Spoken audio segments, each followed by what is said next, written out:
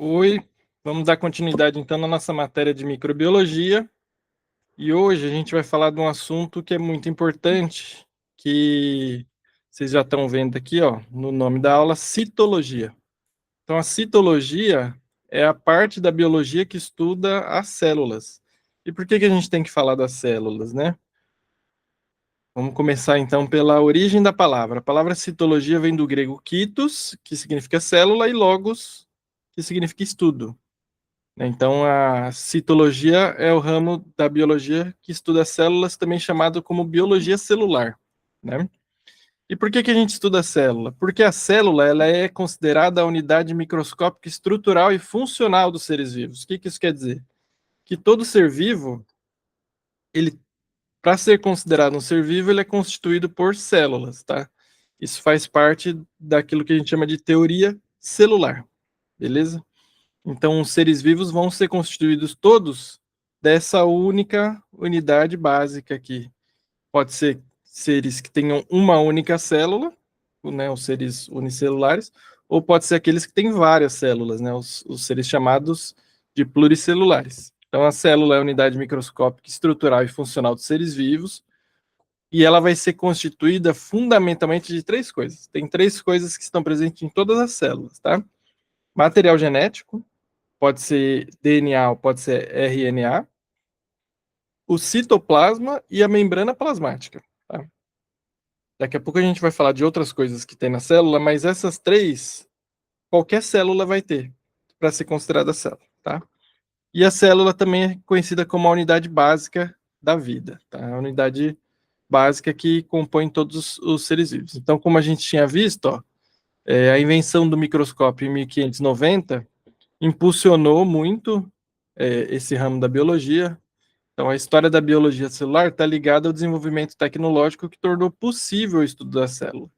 Já existia, séculos antes da invenção do microscópio, pensadores que imaginavam que se a gente começasse a dividir o corpo humano, chegaria numa hora que teria alguma forma que seria praticamente indivisível, que formaria todo o corpo, né?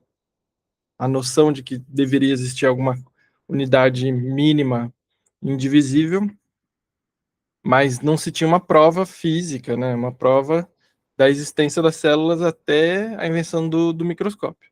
Então, os primeiros estudos no campo da biologia celular só foram possíveis depois da invenção do microscópio, em 1590, pelo Zacharias Janssen, que a gente já tinha falado na outra aula. Além disso, em 1665, um outro cientista, o Robert Hooke, ele publicou um livro na Inglaterra descrevendo o primeiro microscópio feito de partes móveis, né? Aquele microscópio do Zacharias Janssen, ele não tinha, então, as partes móveis, ele era praticamente todo rígido, e aqui o do Robert Hooke, ele já é um microscópio mais elaborado, né? E ele estava estudando as lâminas de cortiça. A cortiça é uma árvore em que se retira uma parte do tronco para a fabricação, principalmente de rolhas de garrafa de vinho. Né? Aquelas rolhas, elas são feitas de uma madeira de uma árvore que chama cortiça. Então, ele pegou lá uma lâmina de uma cortiça e foi observar no microscópio para ver o que ele encontrava. O que ele observou?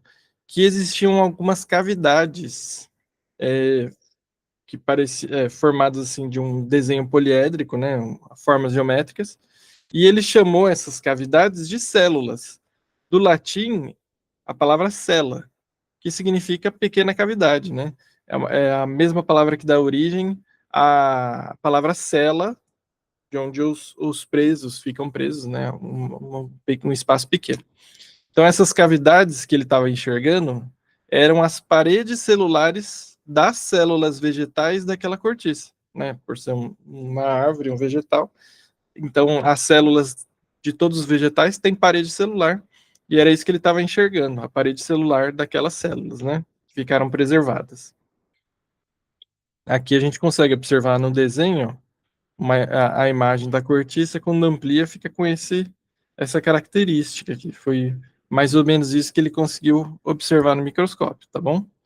Aqui uma rolha, né? Depois, em 1674, o Anthony von Leeuwenhoek, esse nome é fácil de pronunciar, né? Eu devo ter falado tudo errado. Um holandês, ele era um comerciante, ele tinha como hobby construção de lentes.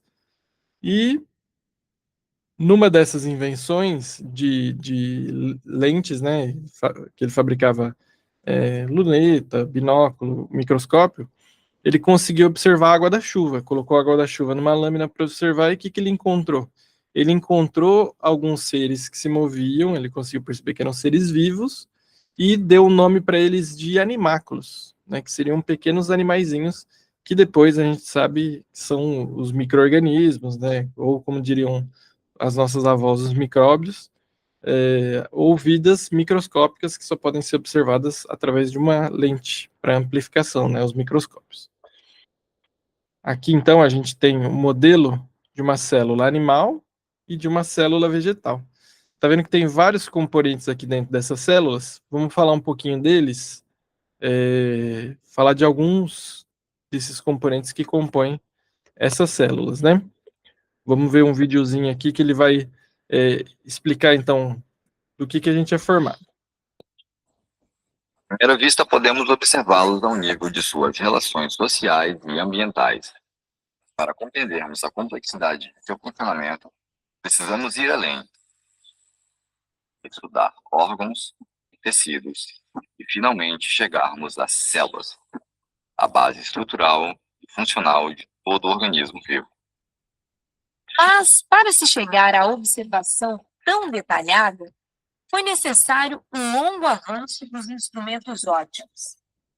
A invenção do primeiro microscópio data de 1590 e é atribuída aos irmãos holandeses Francis e Zacharias Janssen.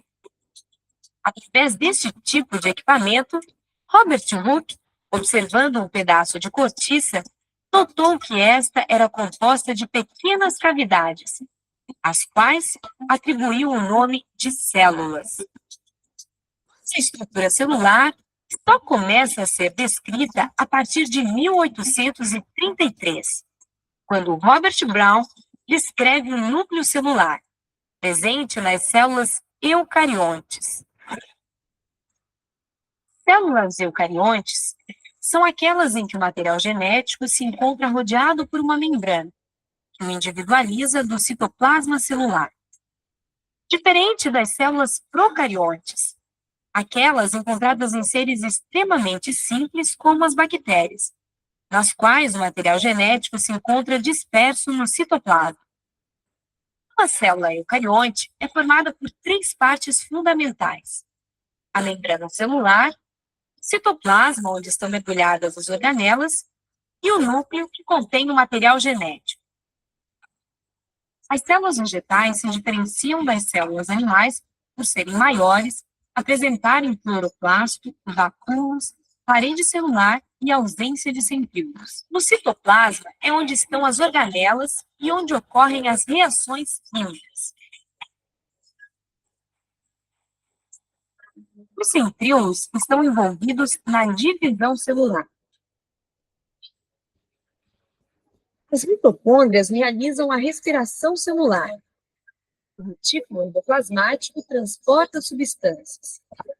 Os ribossomos sintetizam proteínas.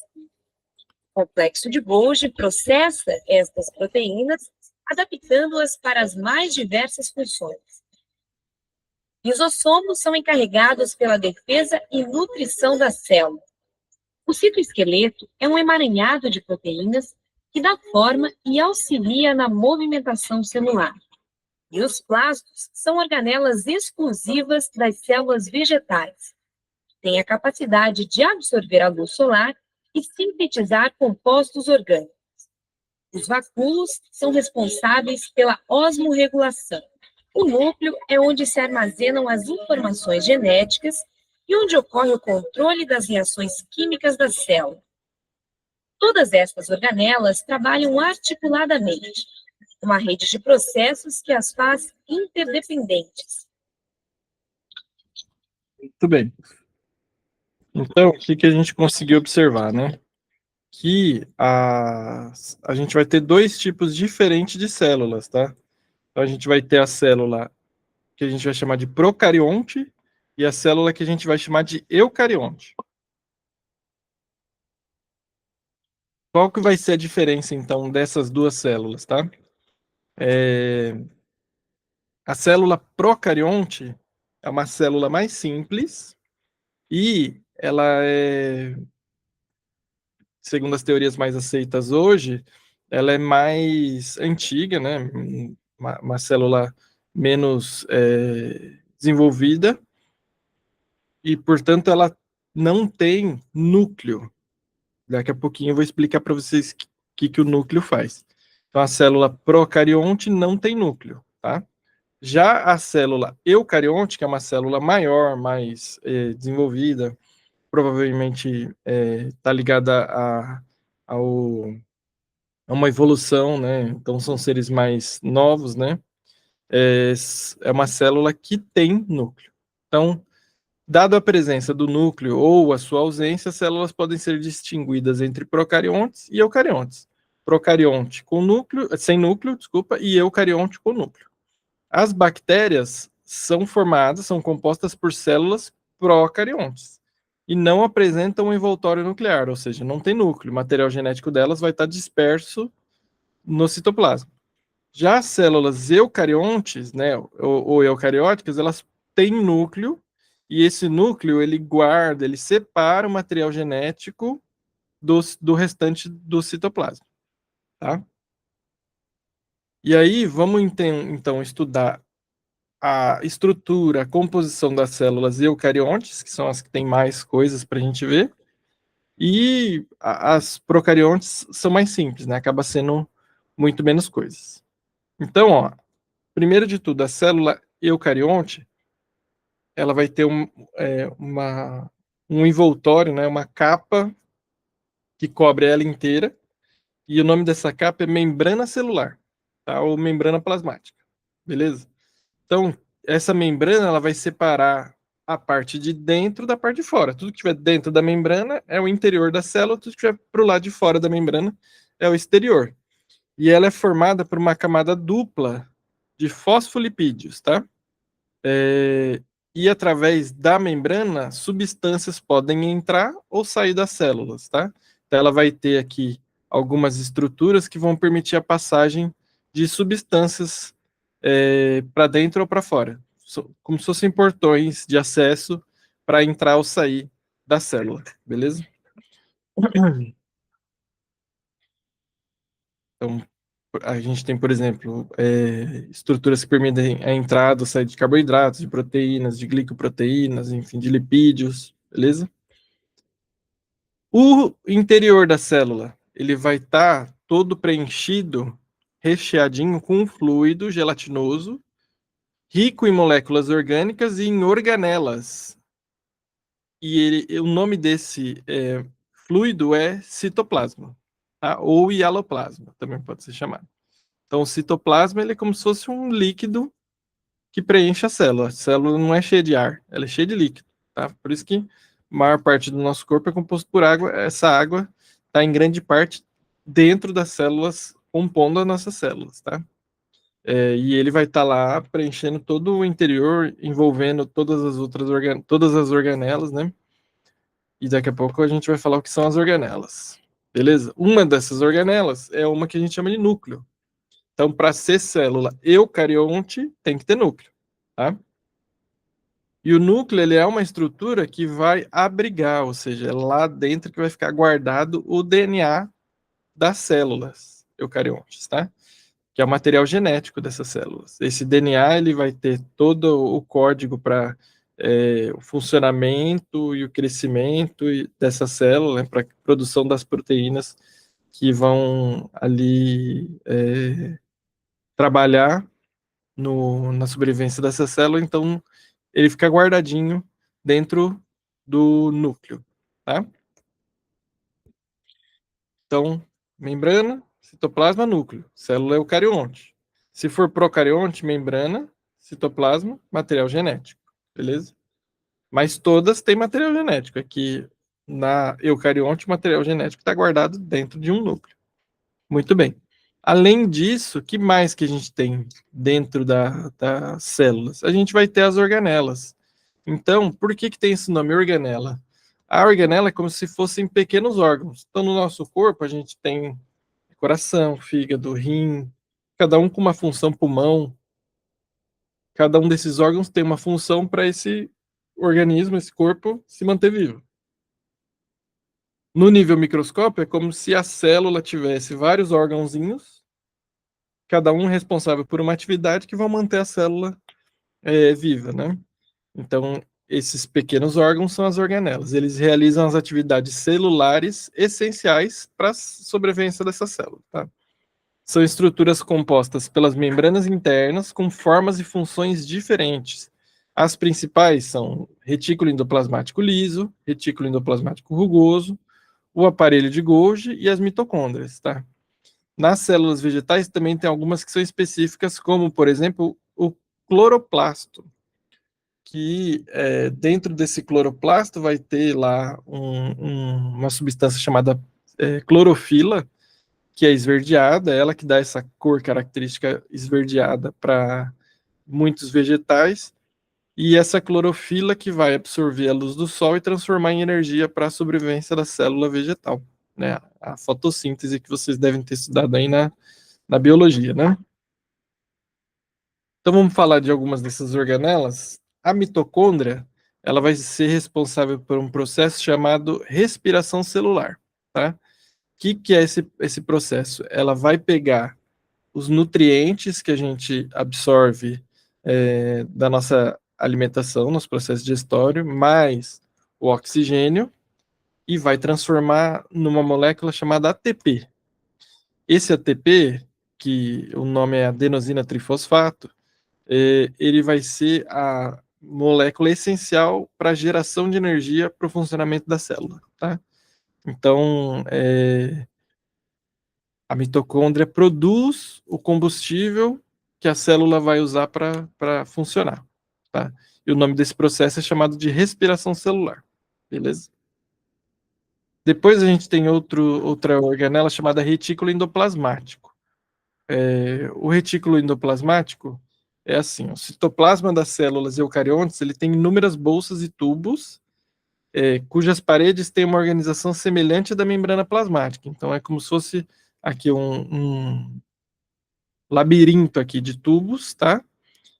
Formado por membranas que também são de fosfolipídio. Essas estruturas formam uma rede de canais, então uma passagem de vários túneis, parecendo um labirinto, conhecido pelo nome de retículo endoplasmático. E a gente pode dividir o retículo endoplasmático em dois tipos. Então a gente tem o retículo endoplasmático liso, e lá acontece o transporte de substâncias e a produção de hormônios. É esse daqui. E no retículo endoplasmático rugoso, vai acontecer também transporte de substâncias, só que no retículo endoplasmático rugoso tá vendo como se fossem algumas bolinhas presas nele? O nome dessas bolinhas são ribossomos. Esses ribossomos, eles fazem produção de proteína, tá? Então, essa é a diferença dos dois. No liso produz hormônio e no rugoso produz proteína através dos ribossomos, tá? A gente tem também o aparelho de Golgi. O aparelho de Golgi, ele vai fazer um processo de armazenamento e secreção de substâncias, tá? Muitas vezes substâncias que são produzidas ali no retículo endoplasmático vão ser armazenadas no aparelho de Golgi. Aqui tem imagem de algumas vesículas do aparelho de Golgi onde são guardadas essas substâncias, né?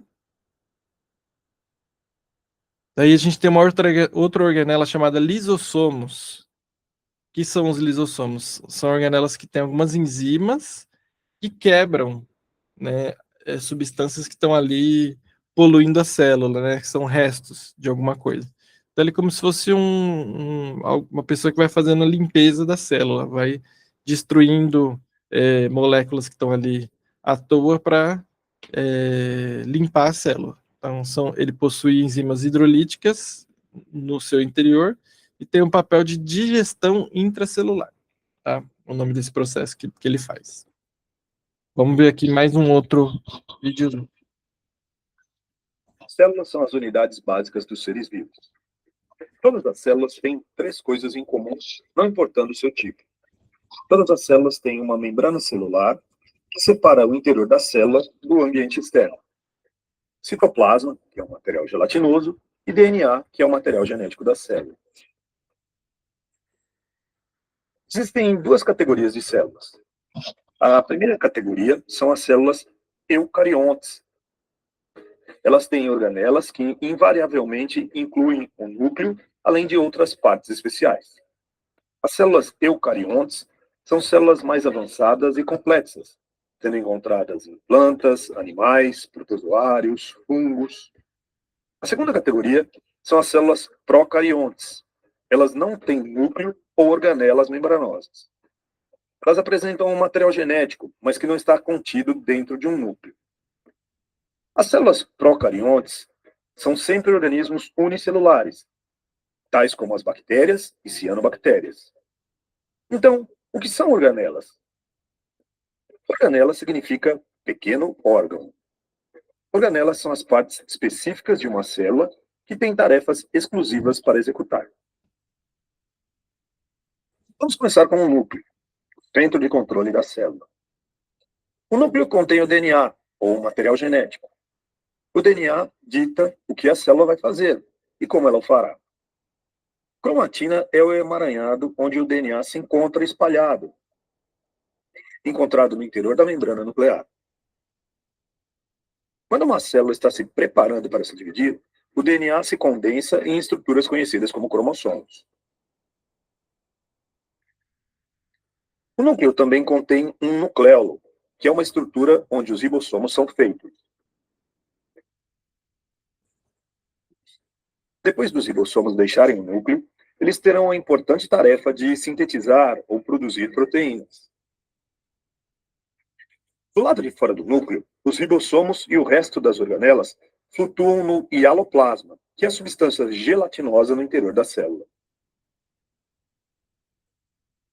Ribossomos podem passear livremente dentro do hialoplasma ou anexar-se ao retículo endoplasmático, às vezes abreviado como RE. Existem 2 tipos de retículo endoplasmático. O retículo endoplasmático rugoso, pois contém ribossomos aderidos, e o retículo endoplasmático liso, que não tem ribossomos. O retículo endoplasmático possui uma membrana fechada que permite o transporte de materiais, tal como proteínas sintetizadas pelos ribossomos. As proteínas e outros materiais emergem do retículo endoplasmático em pequenas vesículas, onde o aparelho de Golgi, às vezes chamado de complexo golgiense, as recebe. As proteínas movem-se dentro do complexo golgiense, onde elas são personalizadas em formas que a célula pode usar. O complexo golgiense faz isso ao alterar a estrutura das proteínas em formas utilizáveis ou adicionando outros materiais como lipídios ou carboidratos.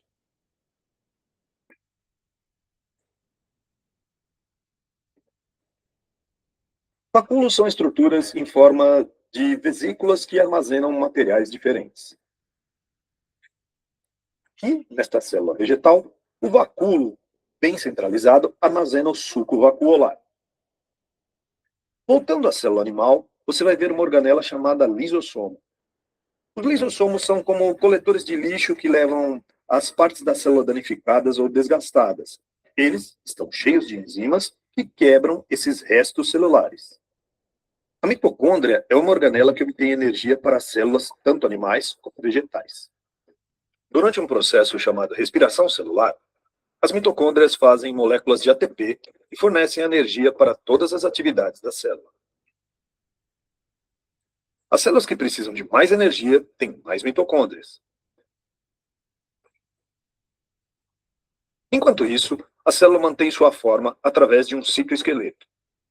O citoesqueleto inclui os microfilamentos filiformes, que são feitos de proteínas, e os microtúbulos, que são tubos finos e ocos, também feitos de proteínas. Alguns organismos, tais como plantas, que são seres autotróficos, ou seja, que produzem o próprio alimento, o fazem captando energia luminosa. Essas células possuem uma organela denominada cloroplasto. É no cloroplasto onde acontece o processo de fotossíntese. Ele é verde porque tem um pigmento verde chamado clorofila. As células vegetais também têm uma parede celular, além das membranas celulares, de forma a apoiar e proteger a célula da planta. As células animais não têm parede celular. Existem muitas outras estruturas únicas que ocorrem em apenas algumas células. Aqui estão apenas alguns exemplos. Nos seres humanos, o trato respiratório é revestido por células que contêm cílios. Estes são semelhantes a pelos microscópicos que podem se mover em ondas. Esse recurso ajuda a capturar partículas inaladas no ar e expulsá-las. Outra característica única em algumas células são os flagelos. Algumas bactérias possuem flagelos. Um flagelo é como uma pequena cauda que pode ajudar no movimento das células. A única célula humana que possui flagelo é o espermatozoide. Em resumo, lembre-se, as células eucariontes são células vegetais, animais, de protozoários ou fungos, que possuem um núcleo e organelas membranosas, enquanto as células procariontes são organismos unicelulares, sem núcleo ou organelas membranosas. Todas as células têm uma membrana plasmática, citoplasma, material genético. E, ainda que cloroplastos ocorram apenas em células vegetais, mitocôndrias ocorrem tanto em células vegetais como células animais. Muito bem. Vamos prosseguir, então, né? Espero que esse microfone esteja gravando o áudio aqui do vídeo, né? Se não, depois eu perceber que não gravou, eu subo esses vídeos para vocês assistirem, tá? Não se preocupe.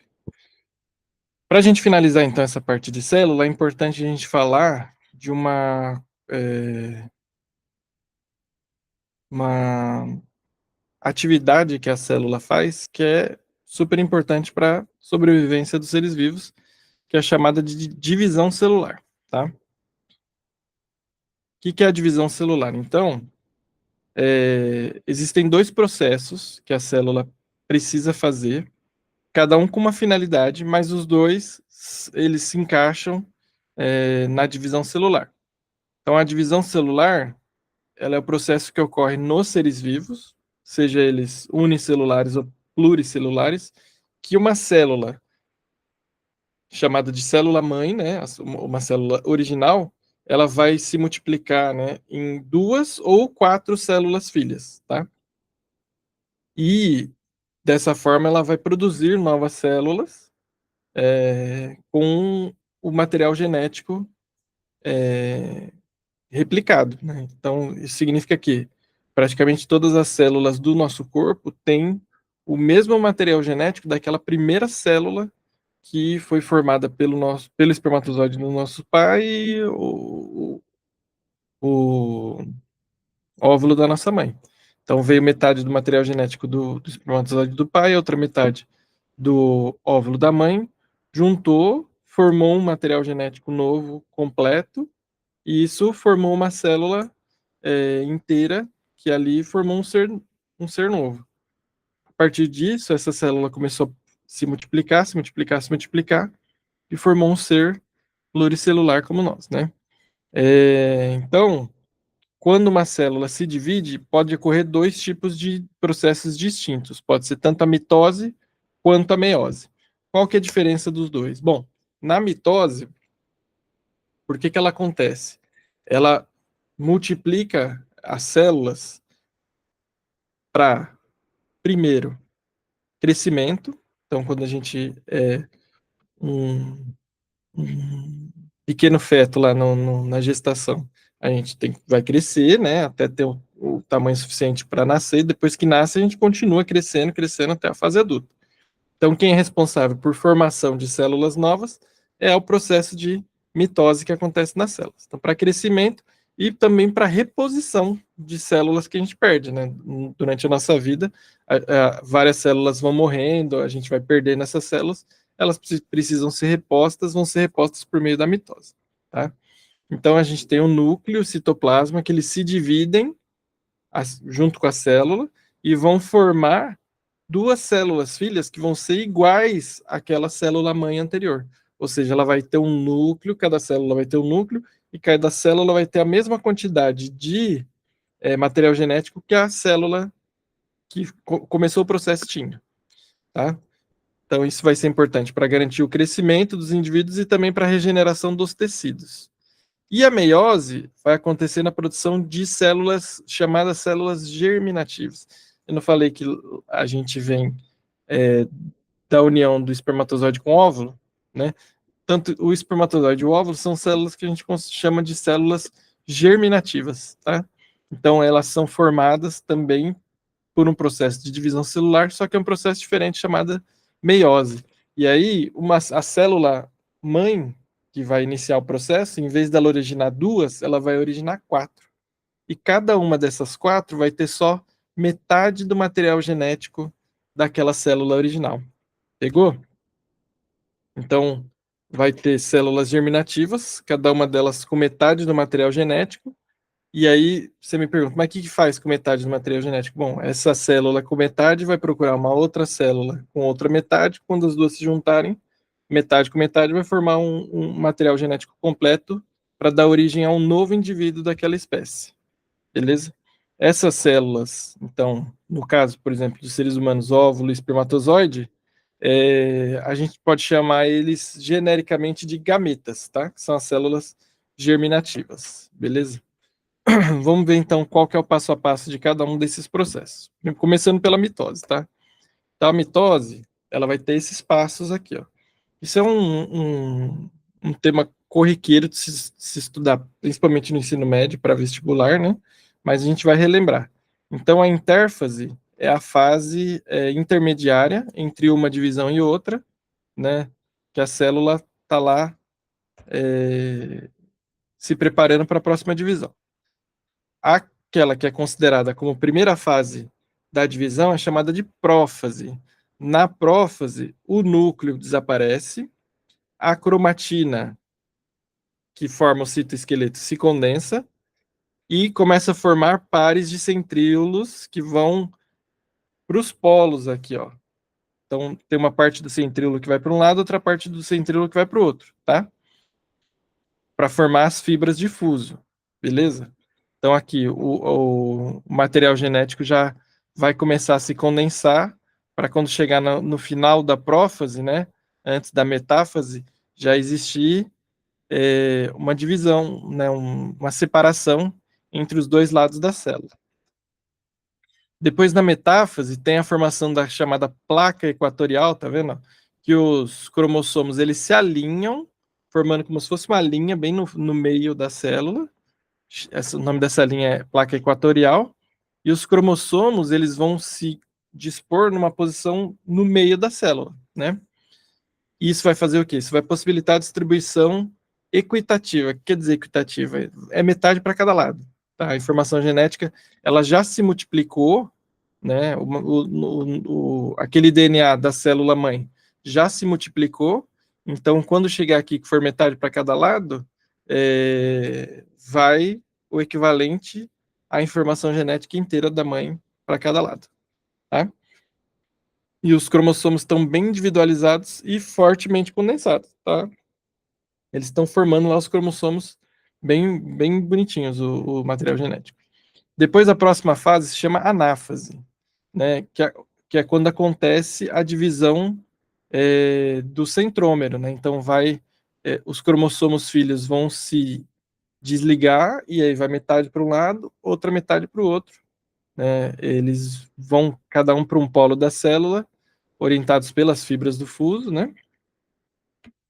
E aí, ao final da anáfase, acontece a última fase que chama telófase, onde acontece o desaparecimento dessas fibras de fuso aqui, a organização da carioteca e do núcleo, ou seja, forma-se um núcleo para cada lado, né? O núcleo que tinha desaparecido aqui na prófase, ele volta a aparecer na telófase, e o cromossomo se descondensa, acontece, por último, o processo chamado citocinese, que é quando a membrana aqui se rompe e forma certinho duas células, tá?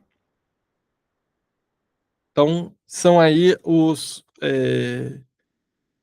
passos da divisão celular: prófase, metáfase, anáfase, telófase, e ao final da telófase ela entra na intérfase, que ali é onde a célula vai se preparar para a próxima divisão, né? Vai acontecer a multiplicação do material genético, ele vai dobrar de tamanho para depois poder se dividir, beleza? Vou mostrar um vídeo para vocês com cada uma dessas fases aí da mitose.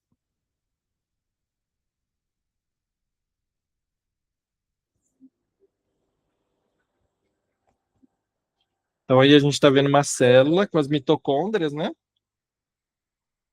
Tá na intérfase, tá tudo funcionando normal.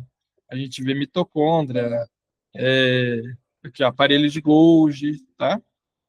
Os ribossomos indo e vindo. Aqui é o núcleo, né? O nucleolo lá dentro. Então, na intérfase, multiplica o material genético em 2.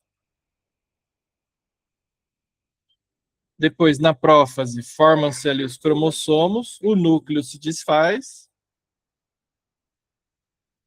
Depois, na prometáfase, vai começar o alinhamento aqui da placa equatorial.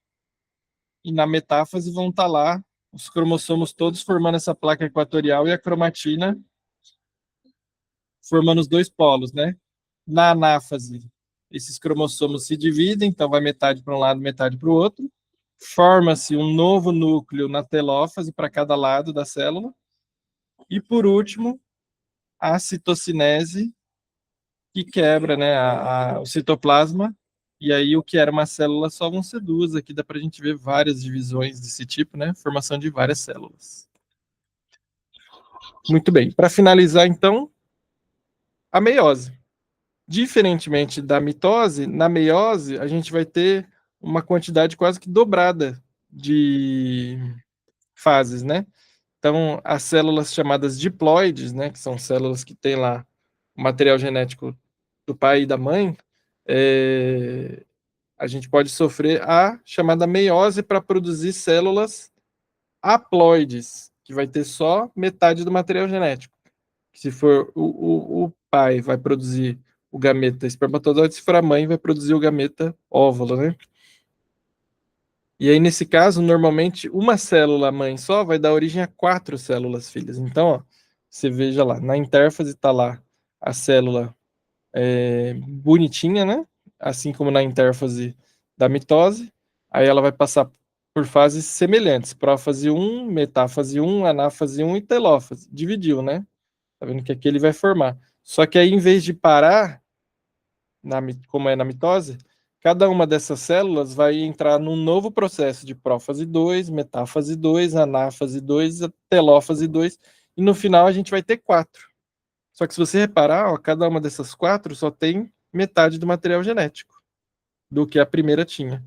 E aí você pergunta, mas o que vai fazer com só metade? Bom, essa metade vai formar um óvulo ou um espermatozoide que vai encontrar com outra metade e na hora que juntar vai dar um inteiro, uma célula de um organismo novo.